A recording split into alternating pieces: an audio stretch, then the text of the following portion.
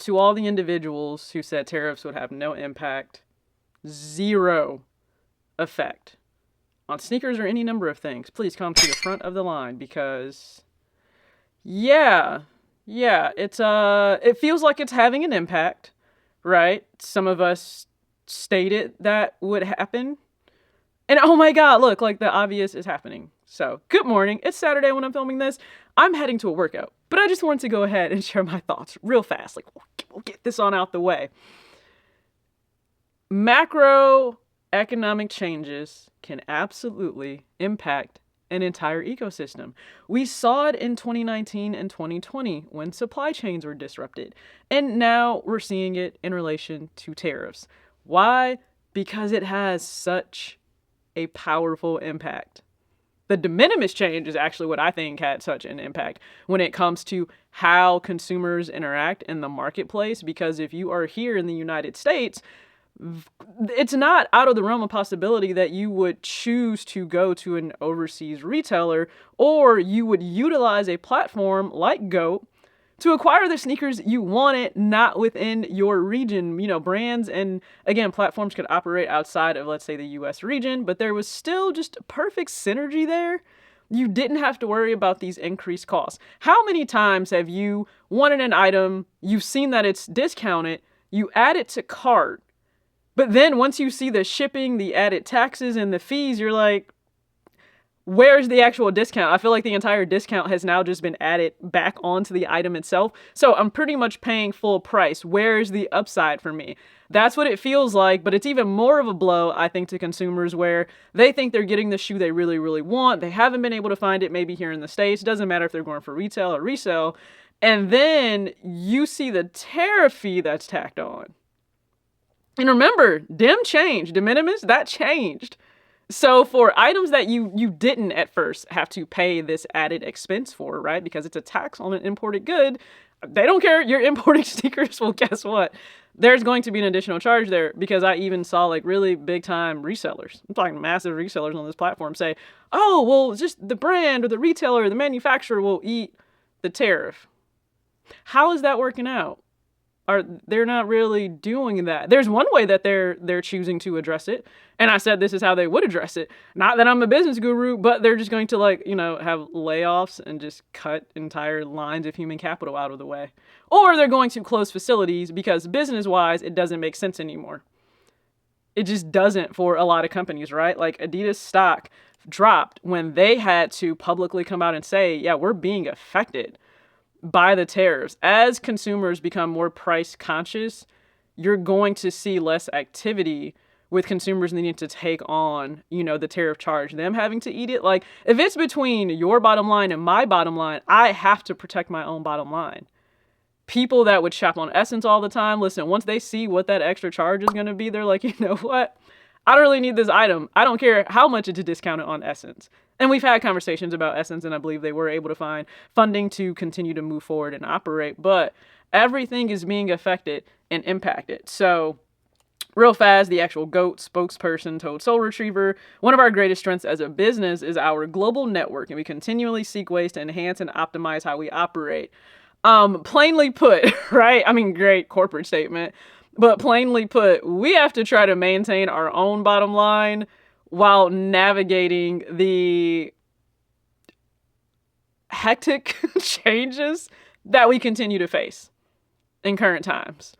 Which means if it doesn't make sense anymore because we're going to continue to have to take on these costs, or our consumers don't want to take on the cost, then we're just going to have to shut some ish down. Because they still have a bottom line that they have to maintain. And it's not just impacting sneakers. I know that's what we talk about here, right? But now furniture is gonna be targeted. Like, you can't even choose to, I don't know, like set up your home in peace, maybe remodel your kitchen. You just can't do. Just it didn't have to be this way. And I know some of you laugh in the comments and you're like, what? Like, America, do you know that we're laughing at? Like, trust me.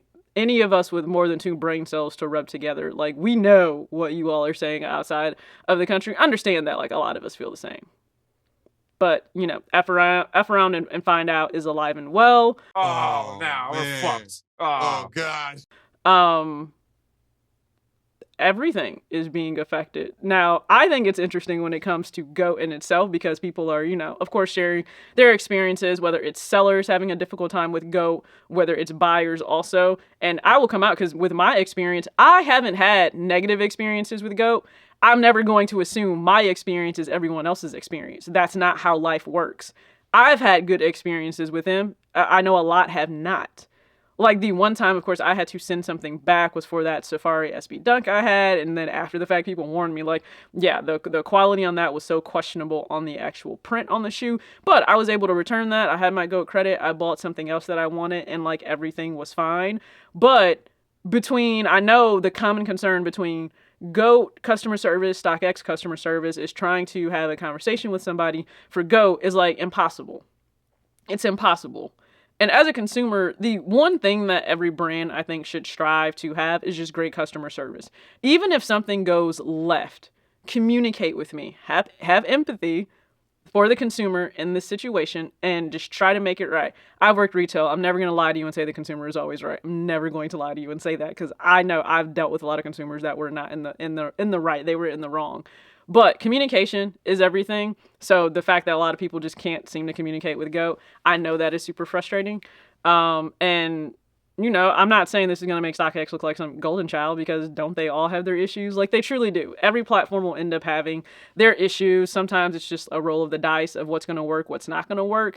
I haven't personally had, again, horror stories with StockX. I'm really grateful for that I have not had that. But again, others have had terrible experiences with it.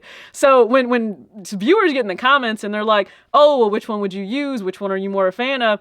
It's kind of going to be hit or miss. Hopefully you have a good experience. You could possibly not. That's not on anyone who just said, oh, well, it worked for me. It may not work for you. You really have to do what you are more comfortable with dealing with. But just know, I think this has a lot to do with tariffs. And if you've ordered something overseas and then it arrives at your door, it doesn't always mean the tariff charge is going to be there at checkout. Some retailers are doing that. For others, it's hitting you once it arrives at your doorstep, right? UPS may show up and they're like, oh, by the way, before I release this package to you, here's the additional amount that you need to pay. And a lot of people are refusing to pay it. So the item is going back. Or it's also businesses are leaving some items just on the ports because they can't pay that charge. Everybody is trying to find ways to minimize rising expenses with inflation. You're likely doing it in your home, whether it's groceries, it's gas, it's just everyday expenses. I swear, as an adult, like I said, you wake up and it's $100 charge. Or you wake up and it's a $500 charge. This was me this week. When I tell you, I was not happy. Blessed that I had it, but I just wasn't happy. It wasn't an expected thing. So think about that scenario. You have an expense that randomly comes up. You got to take care of it. And then you go to checkout for your sneaker and you see there's this added charge to the point where it's almost the cost of the shoe. That shoe can stay right where the hell it is. It's not that important, okay? So just go ahead and comment your thoughts. Have you been affected? Have you rejected anything? Have you thought about shopping on a site that is overseas and then you see the extra cost and you're like, you know what, fam, I am good. I am great. Don't need the shoe. Don't need the item. I am just curious, so go ahead and share your thoughts there. I have a recent video up just in relation to the Tokyo 5, I'm really hoping that people don't have, quality control issues. If they do, you know what? It's okay to call that out. There are high fashion influencers and stylists that are also calling it out with far bigger dollar amounts. And also, I am working on just my fall rotation for footwear, so stay tuned for that. As always, act your age, not your shoe size. Get some movement in. Peace.